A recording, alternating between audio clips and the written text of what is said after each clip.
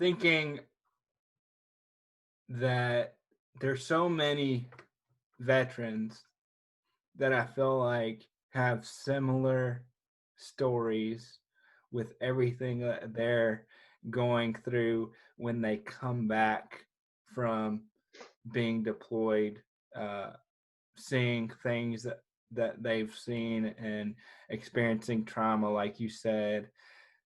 And my question immediately was, since this is spreading perspective to people who don't see this on a regular basis, what can we do to best support our members of the military who are coming back and they are experiencing the PTSD and the symptoms that are hidden symptoms? What can I do as a member of the community to best support those members? Because I mean, you guys provide so much service, and for the most part it seems like it's just it's what you were meant to do, you feel called to do. And it seems like there are gaps when people come back. There are huge gaps in um, service that's being able to be provided. Yeah, and I think you're asking a question that thousands of minds have come together and tried to, I think, solve, right? And it's not a, it's not a step 1 through 10 uh, type solution for what we're seeing, because everybody's different. Mm-hmm. I'm very blessed to be able to sit here in my right mind, and to know that I can do my small part. Uh, but I've worked with other soldiers that had deployed 4 or 5 times, and the repetitive trauma. If you think about an athlete, we see it in the NFL, right? With that repetitive trauma over a 10, 12, 15-year football career, the damage to the brain is much different than Mm-hmm. hitting your head on the garage door one time, right? And so I recognize that how I see the solution is very different, and it's not a one size fits all. To give you an example, when we're in coming out of theater back in 2005, 2006, they bring in a chaplain, and he would come in. He's got his little PowerPoint slide deck, and he throw up all of the symptoms that you can experience coming back, and then they tried to normalize it. And good intentions, it's don't feel bad about being short tempered. Don't feel bad about not sleeping. Don't feel bad about snapping at someone. Don't feel bad about being on edge, right? And it was good intentions to help normalize the transition back to a less stressful pace for a lot of soldiers coming out of a theater of operation, right, or a quote unquote war zone.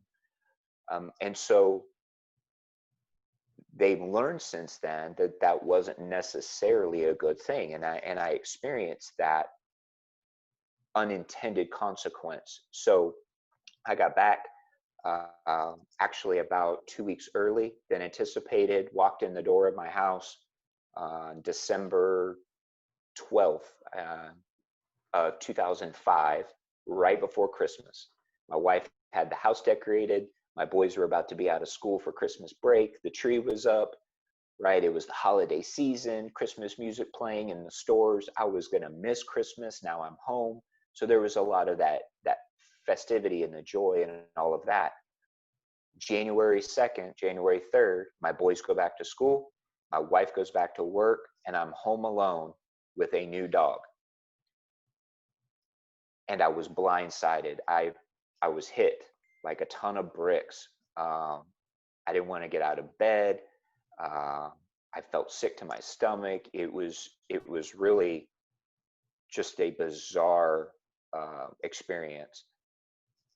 And I became angry with the fact that I didn't feel right. I couldn't fix it. I started having horrible nightmares, not sleeping, and that sleep deprivation, the anger, the guilt of what I was feeling and seeing and hearing. I couldn't fix myself. I'm less than a man. Why am I acting this way? Why do I feel this way? Why can't I fix this? I'm a horrible man, right? And it's that downward spiral.